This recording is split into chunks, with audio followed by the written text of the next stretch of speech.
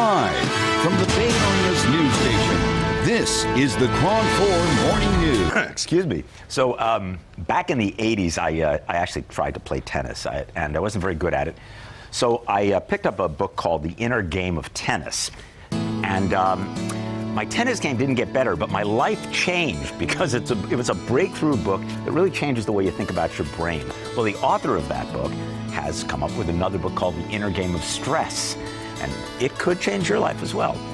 Stick around. We're going to meet Timothy Gallwey and his co-author, John Horton, coming up on KRON 4 News Weekend. Welcome back to KRON 4 News Weekend. So back in the 70s, Timothy Gallwey and John Horton wrote a book called The Inner Game of Tennis, and they moved on to the inner game of golf, and the inner game of music, and inner game of skiing. And you know, my recollection was it was sort of like John Madden meets the Maharishi. You know, it's sort of a sports coaching, but it's also about your brain. Well, they have moved on, along with co-author Ed Hanslick, and written The Inner Game of Stress. Outsmart life's challenges and fulfill your potential. It's full of fascinating ideas, but the basic idea really hasn't changed, right, gentlemen? I mean, we're fighting, we're playing two games. We're playing against our opponents, and we're playing against ourselves, right? So yes, most of the people go to play tennis to have a good time, and they end up getting stressed. And it's not the opponent that stresses them so much as the conversation in their head that they have about the game and how they try to control themselves with should and shouldn'ts and self-criticism, and then they want to attribute meaning to the game. Right. Like it means that I'm a man, or it means that I'm worthwhile. And all this internal conversation, whether you're on the court or whether you're in the corporate boardroom, actually triggers the stress system and causes you to tighten, both physically and mentally, and go into a reaction that's not creative, that doesn't trust yourself to respond to the reality of what's going on. Right. So I think one of the problems is that I know that, but it doesn't mean I can fix it. So how do you address the fact that, I mean, there are these two selves you talk about in the book? You know, well, why don't you explain the two selves?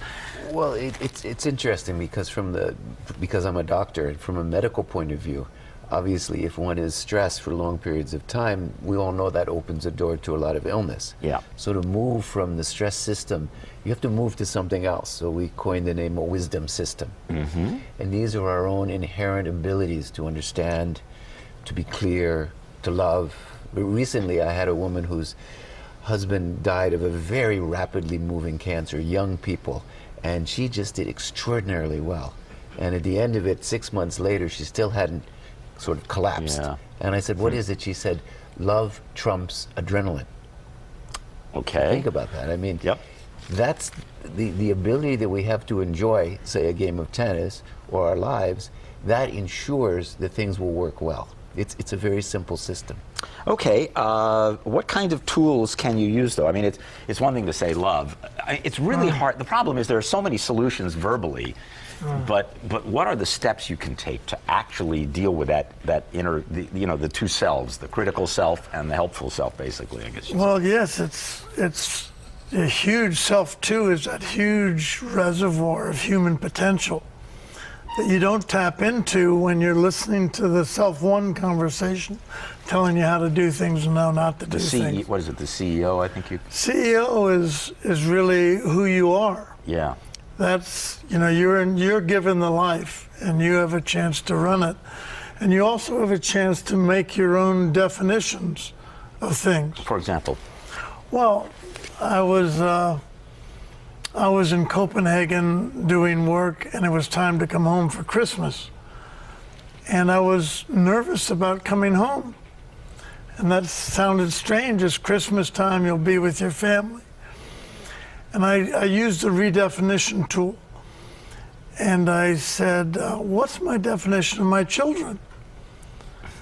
And it came out they were problems to be solved.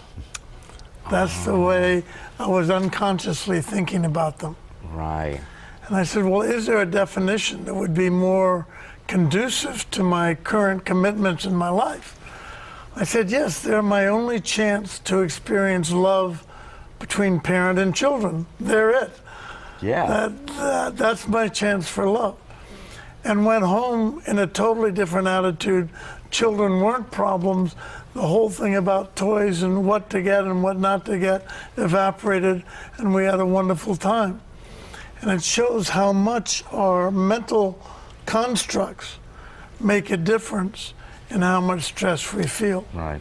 So inside the book, there are a number of tools that you can use to help sort of redefine your inside and your outside. The book is called The Inner Game of Stress: Outsmart Life's Challenges and Fulfill Your Potential. It's by Timothy Galway, along with Ed Henslick and John Horton.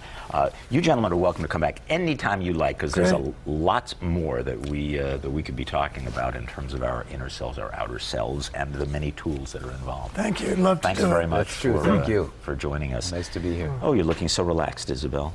I thought you were going to invite them back because you were going to tell them there's a lot of stress around here. Stress? Here? What station are you working at, Isabel? Come on. What they say is so logical. This is K relaxation. Still ahead on Cron 4 News Weekend. All hands on deck as the U.S. Senate starts debate tomorrow.